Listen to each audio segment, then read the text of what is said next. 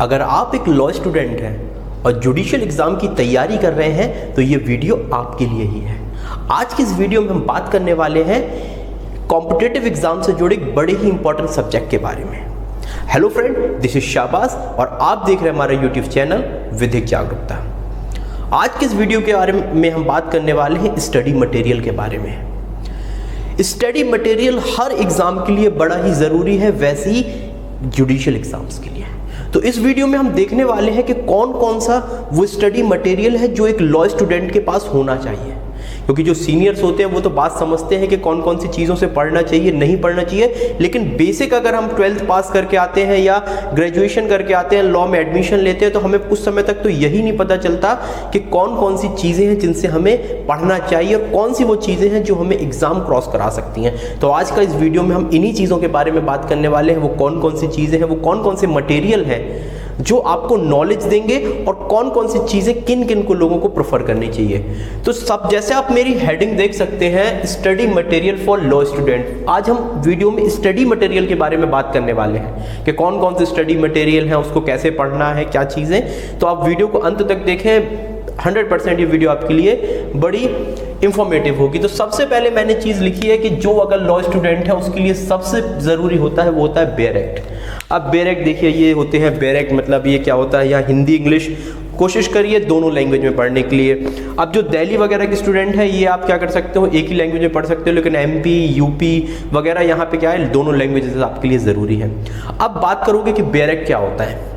Bare act होता है legislative law को जिस लैंग्वेज में पास करती है उसको एग्जैक्ट टेक्स्ट जो होता है वो इस पे लिखा होता है। तो सबसे पहले हम स्टडी का स्टार्ट किससे करनी है, बेयर एक्ट से, क्योंकि हमें बेयर एक्ट को याद भी करना है, बेयर एक्ट के प्रोविजंस को समझना भी है। सबसे ज़्यादा ज़रूरी स्टूडेंट के लिए होता है बेयर एक्ट। और कोशिश करिए जो बेयर एक्ट को आप पढ़ें वो डिग्लॉट में पढ़ें, हिंदी इंग्लिश दोनों में। इससे अपनी वोकैब भी अच्छी होती है और कुछ स्टेट्स के लिए जो ट्रांसलेशंस वगैरह होते हैं वो भी अपन को बड़े ही इंपॉर्टेंट होते हैं, तो ये अपने इससे कवर होते जाते हैं। तो बेयर एक्ट मस्ट है। बहुत से लोग पूछते हैं कि सर स्टार्ट करना है कौन सी बुक से स्टार्ट करें, तो बुक से स्टार्ट मत करिए, बेयर एक्ट से स्टार्ट करिए। बेयर एक्ट पे कैसे लिखना है, बेयर एक्ट पे लिखना और बेयर एक्ट को पढ़ने की भी टेक्निक होती है, इस पर हम नेक्स्ट टाइम वीडियो बनाएंगे, वो चीज़ अलग है। दूसरी मैंने चीज़ लिखी है कि आप क्या कर सकते हो, प्रेफर बुक्स। आप समझिए बेयर एक्ट पढ़ रहे हैं, बेयर एक्ट में बहुत, मैंने आपको बताया बेयर एक्ट में बहुत चीज़ें छोटी लिखी रहती हैं।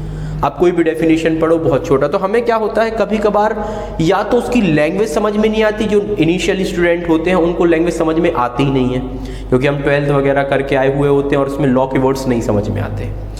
अब लॉ के वर्ड समझ में नहीं आ रहे, हम लॉ पढ़ रहे हैं, बेयर एक्ट समझ में नहीं आ रहा, तो अब या सीनियर्स की भी बात कर ले तो हमने कोई प्रोविजन पढ़ा वो डिटेल्ड में नहीं है, या हमें उसको और अच्छे से समझना है, या वो समझ में ही नहीं आ रहा है, तो डायरेक्टली आप बुक मत पढ़िए। लेकिन बुक जहाँ ज़रूरी हो, जहाँ बेयर एक्ट की चीज़ समझ में नहीं आ रही या किसी चीज़ को डिटेल में पढ़ना है तो आप बुक ले सकते हैं। जैसे मैंने यहाँ पे ये बताया है कि ये कॉन्स्टिट्यूशन की बुक है, एक अपन ने पढ़ा आर्टिकल 21 पढ़ा आप कॉन्स्टिट्यूशन का, बहुत छोटा है 2 लाइन का। अब आप 2 लाइन के आर्टिकल को मेंस में लिखना है या उसको समझना है, तो 2 लाइन का आर्टिकल आपके लिए इनसफिशिएंट है, तो वहाँ क्या कर सकते हो, आप बुक्स को प्रेफर कर सकते हो।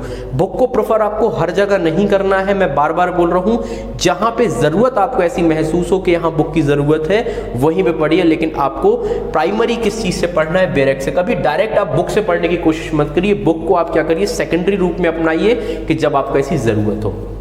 चलिए बुक पढ़ लिया, बेयर एक्ट पढ़ लिया, चीज़ें समझ में आ गई, और क्या क्या चीज़ें अपने लिए ज़रूरी हैं जिनको पढ़ के हम जुडिशियल एग्ज़ाम की तैयारी और अच्छे से कर सकते हैं। इसके बाद मैंने तीसरी चीज़ लिखी है नोट्स। आप नोट्स बना सकते हैं, कोशिश करिए नोट्स को अपनी लैंग्वेज में बनाने के लिए। हम क्या करते हैं, बहुत से इंस्टीट्यूट्स के नोट्स को खरीद लेते हैं, वो चीज़ें फिर बुक का ही समान हो जाती हैं। इंस्टीट्यूट के नोट्स आपने खरीदे वो आपको बुक का ही काम करेगी, क्योंकि बुक में भी वही चीज़ें वो आप करिए। जब बेयर एक्ट को पढ़ रहे हैं, बेयर एक्ट के साथ बुक को पढ़ रहे हैं, तो आप एक कॉपी लीजिए, एक फ्रेश कॉपी, हर सब्जेक्ट की अलग अलग, और कोशिश करिए कि जो कॉपी हो वो वाइट बिल्कुल पेजेस वाली हो, A4 साइज की। उस कॉपी को बाइंड वगैरह करके बाजार में मिलती है, आप अपनी चीज़ों को लिखिए।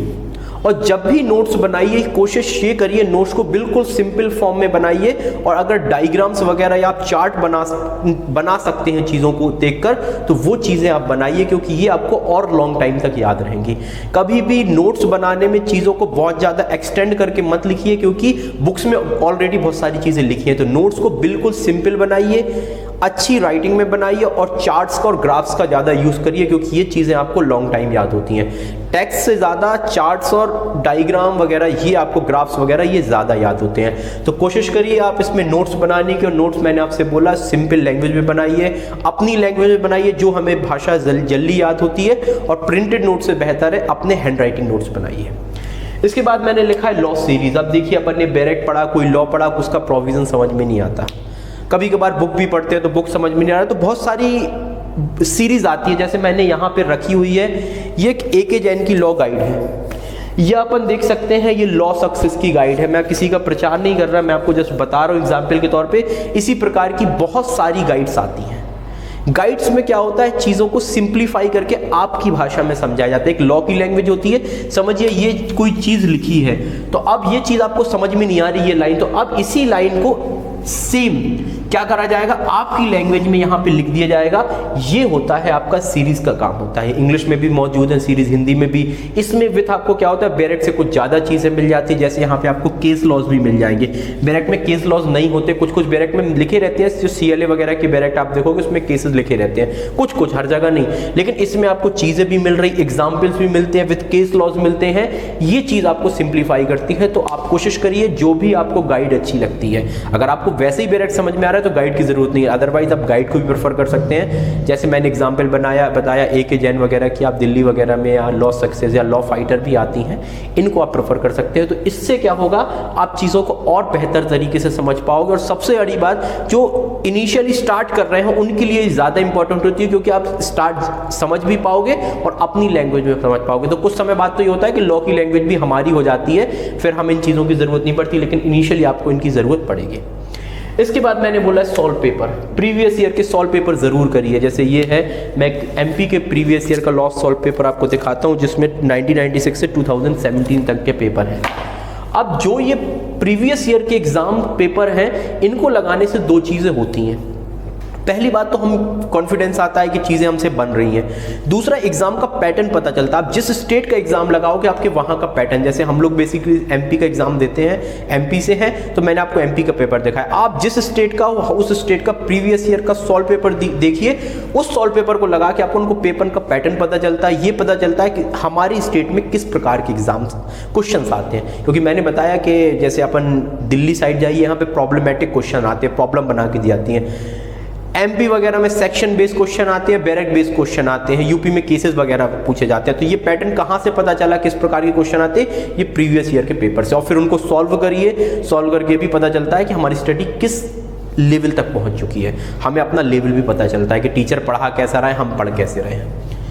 इसके बाद कुछ वेबसाइट भी यूज़ कर सकते हैं। लॉ रोज रोज अपडेट हो रहा है, अब लॉ अपडेट हो रहा है, आपका भी अपडेट होना ज़रूरी है। तो जब लॉ अपडेट हो रहा है तो आपको भी अपडेट होना है, तो उसके लिए हम कुछ वेबसाइट्स को यूज़ कर सकते हैं, क्योंकि आज हर व्यक्ति के हाथ में स्मार्टफोन है।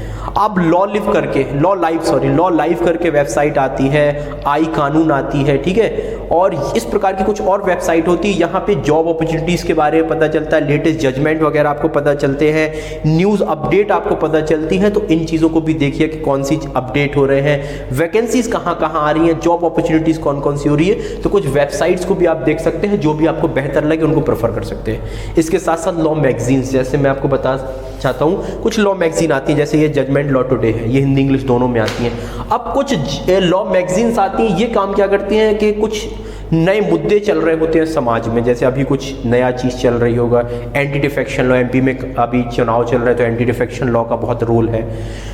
इन पे आर्टिकल राइटिंग आती है। आर्टिकल राइटिंग MP के एग्जाम में बड़ी इंपॉर्टेंट है, 50 नंबर की मेंस में आती है, 20 नंबर की लॉ पे और 30 नंबर की सोशल।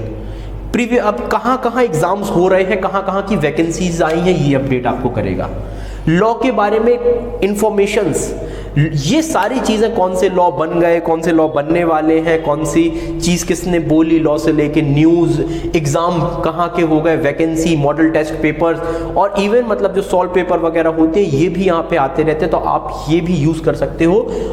ये भी आपको क्या करेगी, चीज़ों से अपडेट करेगी मैगजीन के हिसाब से। जो मैगजीन, जैसे बहुत से लोग बोलते हैं ना, मुझे नेट से पढ़ने में नहीं आता समझ में, बहुत से लोग मैंने सुना है कि बोलते हैं कि ऑनलाइन पढ़ने वगैरह में समझ में नहीं आता। तो आपके लिए ये मैगजीन से आप मैगजीन करिए, बहुत सस्ती मैगजीन आती है, 60-70 रुपए की आ जाती है पर मंथ की, आप ये कर सकते हो।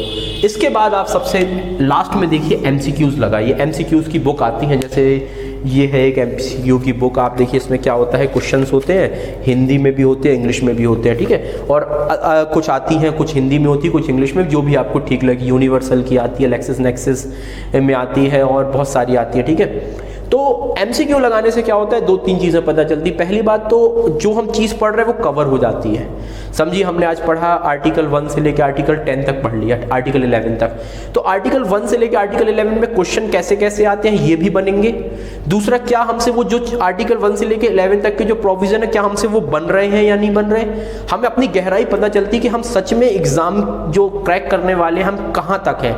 इसके साथ साथ अगर आप कोई कोचिंग वगैरह ले रहे हो या कैसे भी पढ़ रहे हो, अगर कोचिंग ले रहे हैं तो अपन को टीचर की भी सच्चाई पता चलती है कि आप क्या करें। पता चला कि हमने OT वगैरह लगाई तो पता चल जाता है कि हमारा टीचर वो चीज़ों को कवर कर रहा है कि नहीं जिसका हम एग्जाम देने वाले हैं। तो ये वो सारी बेसिक चीज़ें हैं। 8 मैंने यहाँ पे आपको चीज़ें बताती हैं, ये वो मटेरियल है जो आपको यूज़ करने हैं।